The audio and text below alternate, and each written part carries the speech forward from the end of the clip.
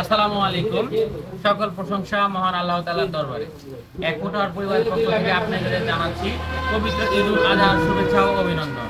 পবিত্র ঈদুল আজহা উপলক্ষে এক ফোঁটার পরিবারের পক্ষ থেকে আমরা প্রায় 30টি পরিবারের মাঝে ঈদ সামগ্রী বিতরণ করার পরিকল্পনা নিয়েছি।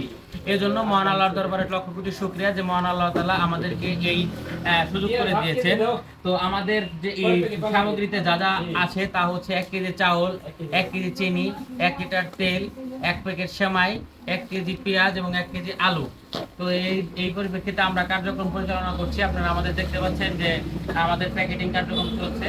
তো আমাদের মাঝে আমাদের মুতাসসির ভাই, যার দিক নির্দেশনা আমাদের কার্যক্রম পরিচালনা হয়ে থাকে। তো এই প্যাকেটিং সম্পর্কে ভাইকে আমি সংক্ষেপে বলার জন্য অনুরোধ করছি।